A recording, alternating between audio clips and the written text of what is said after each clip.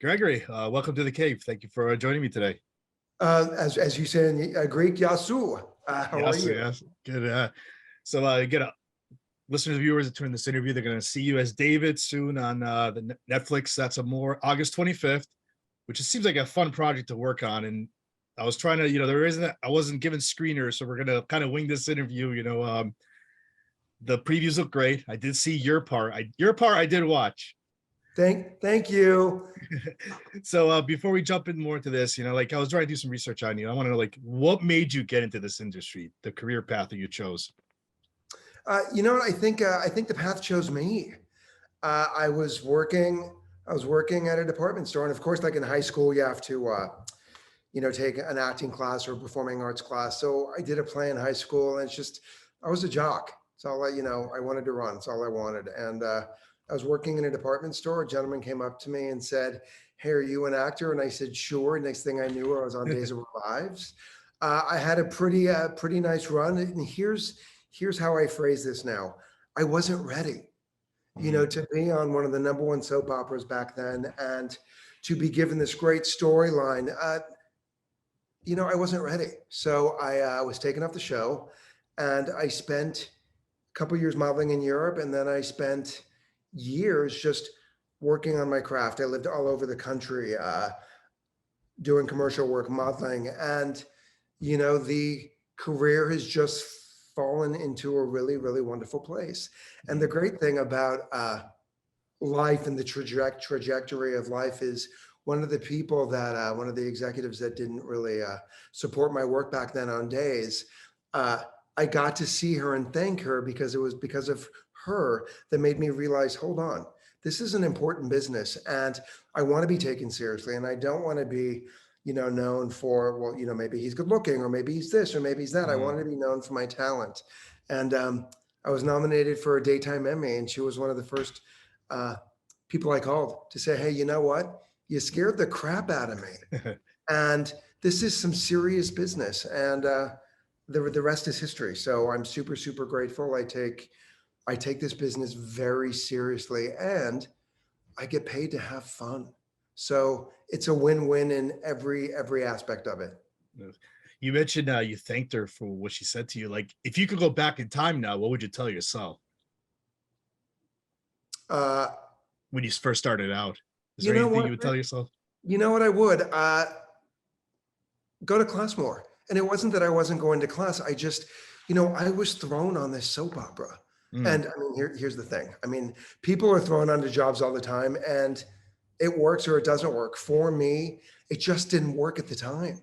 So and my twin brother Lauren said, kiddo, go to class, go to class, go to class. I'm like, no, I'm good. I'm going to these soap opera things and I'm good.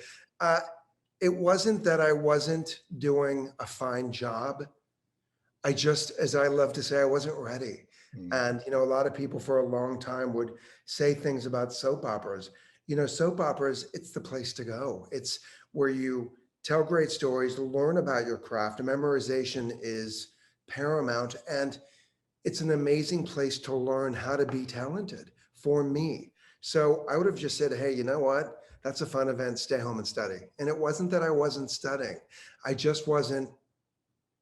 I was a kid that was given a great gift, and and I think that's why every gift I'm given now, I create story, I create gestures, I create a before and an after. It is so important to me. So for anybody that is listening that wants to become an actor or a performer, do your work, pay attention, listen, follow people that you really love, and just, you're a storyteller. So pay to be a great storyteller, and your great is your great. You know what I'm saying? We're here to learn every day. So that's what I would say. How do you keep up with the craft now, the learning? How do you keep up with like practicing and stuff like that? I read in front of a mirror. Okay. I listen. I truly, truly listen. Some of the greatest moments for me are people in the background. You see people talking, but when you see the people in the background or somebody that's maybe not focused or featured in that one moment, you see them listening, you see them paying attention, you see them interacting. I watch really great TV or streamers. And I also watch what's not so great, because I believe everything is a vehicle to learn something on. And I do my work. I read the trades. I have to know who's current, who's not current, who's up for an award. I'll be on a podcast like The Cave, and you'll ask me a question, and it is my job to know. And I'm always trying to change here and there. I'm trying to just change a little bit and create something different. Have a little bit something more to my. Because if you just stay steady, Yeah. it's great. What about adding a little bit of an edge, adding a little bit of a something? The new thing, not new thing, but I pause a lot more on jobs that I recently have done. I just spend more time in it, and it's also evolving into just some transformative acting. So that's how I study and prepare and do my job. What keeps you motivated and challenged? Myself. My parents were immigrants. My father came from Armenia. My mom came from Berlin, Germany, and they were immigrants, and nothing was handed to them. And so with my father having 3 children, nothing was handed to us. And, he came to this country with, truly, Elias, $14 as a teenager. And he became one of the most influential Armenian American politicians in the country. So I was raised under that. I was raised, you wake up, you go to work, you do your job. I was raised old school manners, thank you and please. I was in my office before this, I'm handwriting thank you notes. It's, everyone can send a text, everybody can do an email. I love writing hand notes. So that's what keeps me motivated. And my job, there are so many platforms out there right now, and there are so many actors and, influencers now are actors. They're given, they have 10 million followers, and why wouldn't somebody want to see them on a show? So it's raised my game. I have to work harder because I don't have 10 million followers. I'm known for being a good actor, being kind, respectful, and doing my job and saying thank you and please. So the competition is fierce. And I want to work. I love my job. And I love when someone says, yes, I want you on my set to tell my story. And it goes back to the very beginning when somebody said, hey, you know what? You're not great on this TV show. Crap, I got to do my job. So I don't take any of it for granted. Throughout the years, what do you feel is like your biggest accomplishment so far? Being nominated for a Daytime Emmy. And it was, I didn't have a machine behind me. I had myself and the support of the show I was on. It was called Venice the Series. I'm created by Crystal Chappelle, multi-Emmy award-winning actress, and she was on One Life to Live and Guiding Light. And it was the first female storyline on network TV. The shows were taken off the air, and so she came back home to California, and she thought, I want to continue the storyline. And so took her and Jessica Lucia and created Venice the Series. And it's a love story about 2 women. And she was my soap opera crush. We met, she put me on season 5, she put me on season 6. And the story I was part of was about bullying. And I'm an identical twin. I play an identical twin. And it was this beautiful moment where I got to tell a great story. And I am forever grateful to Crystal. I'm forever grateful to the Academy that gave this kid a shot. And I started filming season 7 in a couple months. That's so awesome. and every job, by the way, I just want to say this, every job is, I get to go to Disneyland every day. And some days it's that Magic Kingdom ticket. You get to go to the very front of the line. And other days you get to wait a little bit longer, but it's still Disneyland to me, and I'm grateful. So every job is a gift, and I'm grateful for each and every one of them. I love how you said Disneyland, because people ask me, because like I do this show on the side. I work a full-time job. I have 2 kids, wife and everything. Like, why do I do this? It's like Disneyland for me. I enjoy doing this. It's a big hobby of mine. Well, I stalked you a little bit on social media and through our mutual friend Marcos Papadatos. You're also great at what you do. You know what I'm saying? So you ask really deep in real questions. So I, as an actor, am very grateful to be on podcasts like this, that one, let me think. I have a platform now to say, hey, you know what? Thank you to the people that have been great to me. And, you're really good. So I'm glad we get to be at Disneyland together. Thank you. Now, before we jump into your show, I got to know about Mystery Incorporated, because I watched the first episode that got released on YouTube, and it's awesome. I like the way they did that. Thank you. It is for anyone that doesn't know what Mystery Incorporated is, it is Scooby-Doo. It is Shaggy. Yeah. And I play Shaggy's dad, Sheriff Sam Rogers. And here's the great thing. It's an independent property. It was created by Dade Elza and his fiancee, Jessica Chancellor. And Dade and I met in a movie that I was in, as I name drop, last year, 86 Melrose Avenue. It's a hostage thriller. He played the gunman who was suffering from PTSD. I played one of the hostages, and we created this really phenomenal relationship. And he put me in as Sheriff Sam Rogers, and close to 2.8 million views later. At its best, it was in the top 100 of IMDb. It is crowdfunded.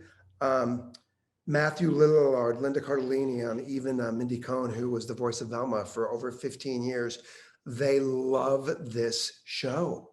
So we are, episode 2 is on its way, and it's a passion project.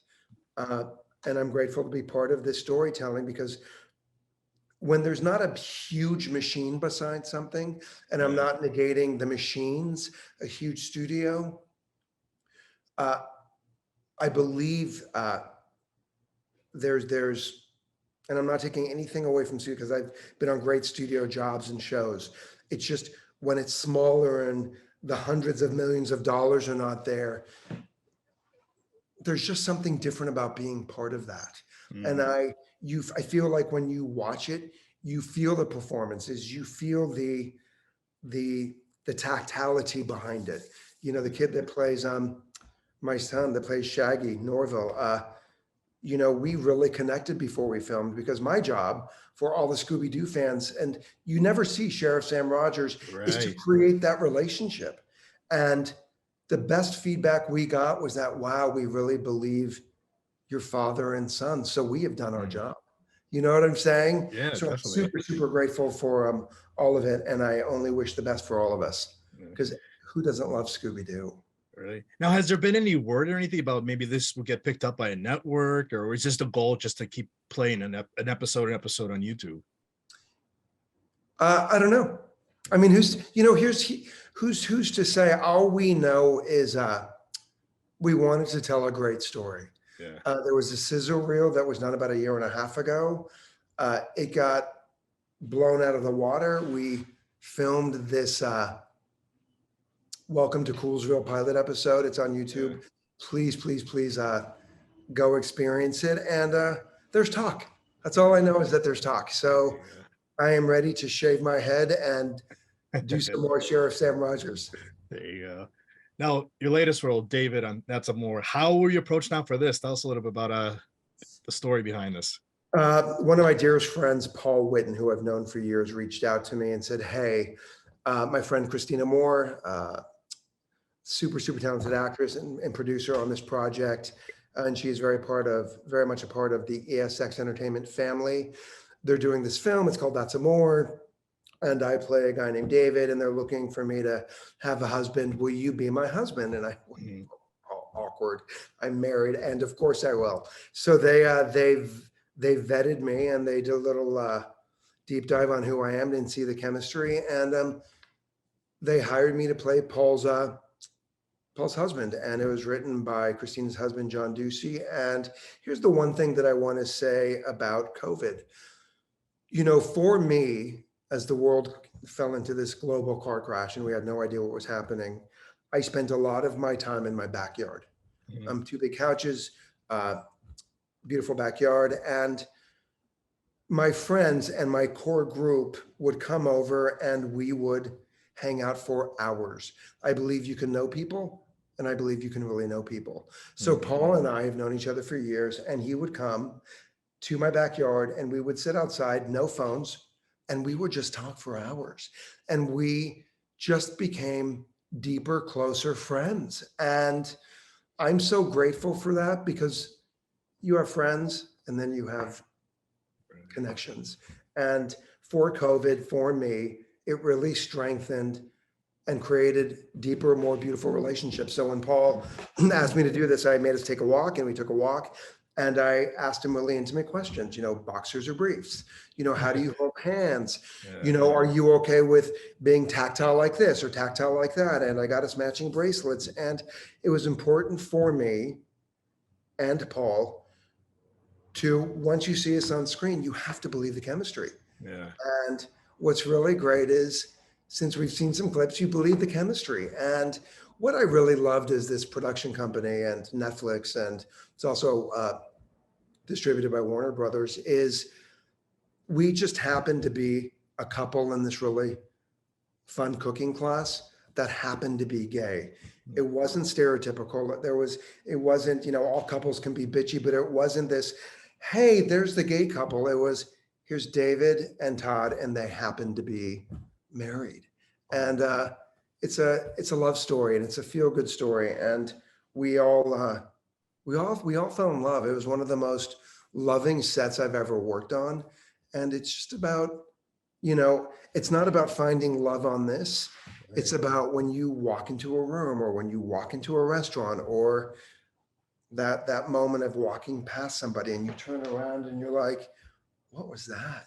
It's one of those. And it's a movie about life just unfolding for you. And there's also a great relationship with Riley Dandy plays Sophia, and Nancy Linehan, who has been on everything, plays her mom. And it's just this beautiful relationship. And it also stars Isaac Rossi and Daniel Mora. And I'm doing shout outs because it's Suleika Matthew, because some really great talented people. And, you're thrown in this bubble, and, sometimes there's sets you don't connect with. I fell in love with each and every, I wanted everyone to come over and spend the night and have a sleepover. That's too much. I loved everybody. And we premiere in a few days, and it's just a feel good love story. And once again, we hope everyone will watch it and believe in love one more time. Now the big question is, how are your cooking skills? Crap. I am, when I was modeling, I modeled in Italy and Paris, and I had to cook. So I could make pasta. It was pasta with peas, pasta with tuna. I can do a great bowl of cereal, and I can mix tricks with Raisin Bran. But other than that, I'm not a great cook. And if you cook, you're Greek. Are you a good cook? I'm okay. I could get through the kitchen. It might not be the best, but I'll get through. Okay. So does your wife cook? She cooks, yeah. Okay. But then do you clean? We'll take turns. Sometimes it depends. Like if she has to go get the kids from like school and daycare, I'll start cooking, or I'll throw stuff on the grill, or vice versa. Yeah. See, I actually have friends that invite me over to clean their kitchen. I don't cook, but I will clean, and I will clean like the day is long. But here's what's great about this is they actually sent to us YouTube videos of the dishes that we were going to be creating in the movie. And we had knives, and we had limes, and we made ceviche. We made all these great dishes, and we actually were learning as we were doing it. Because there's nothing worse than seeing a movie where it's a cooking class and you see somebody doing this. Well, wait a minute. How do I hold my knife? How do I do this? And it was so detail oriented, because here we have these couples coming in. And these 8 people coming into a cooking class, not knowing how to cook. So it was very authentic. And I know a little bit more now about ceviche, though. I know a little bit more about doing the lime and some pink salt. So there you go. Those are my cooking tips. What did you love about David?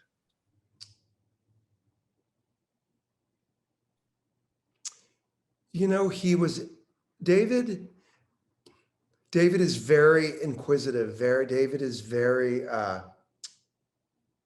charming. He's very, I believe that for me as an actor, I find a lot of my characters through gestures. and he was very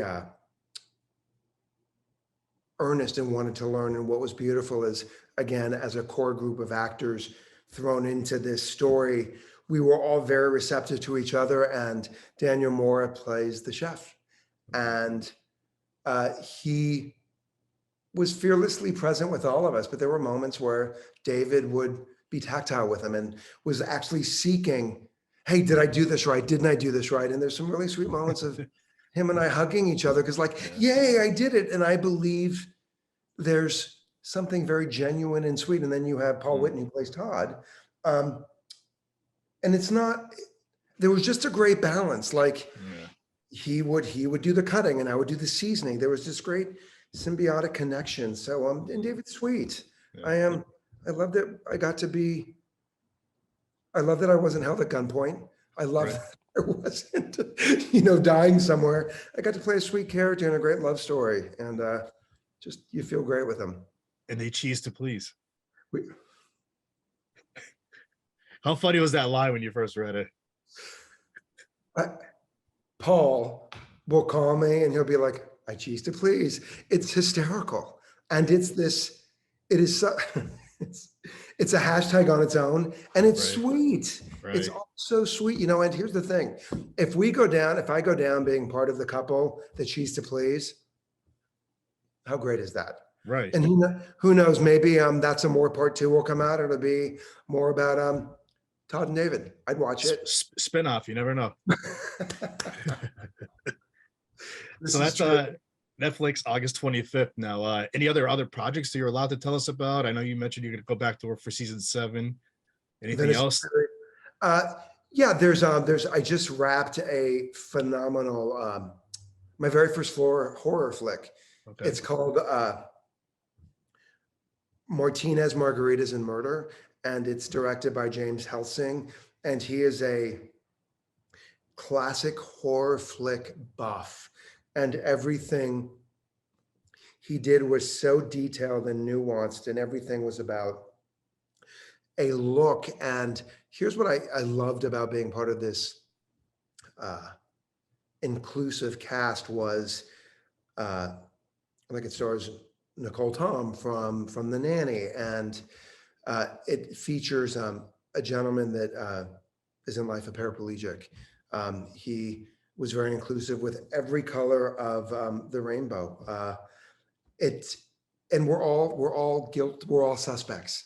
And it's this really, really fun horror flick. And we all got to tell a really fun story. The guy Danny plays one of my best friends. He's paralyzed from the waist down. So I got to figure out what it's like to be best friends with somebody.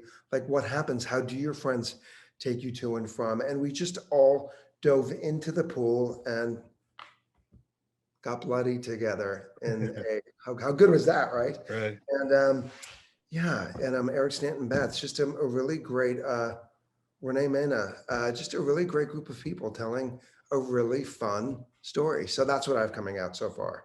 And then some other things that I can't talk about, but when we're able to talk about it, I hope I get to come back to the cave. Oh, definitely. Gregory, lastly, now, viewers and listeners, when they tune in, how can they find you on social media so they can stalk you too? Okay, I love being stalked. You can find me on just at Gregory Zarian. Everything is at GregoryZarian. Perfect. Gregory, thank you for coming on the show. This was great. Will you give me a great Greek send-off? Now you're putting me on the spot. I don't even know what to say. Yasu. Yeah. Same way you said it. Yasu, thank you so much for having me in the cave. I really, really appreciate it. Very fun. Thank you. Yeah.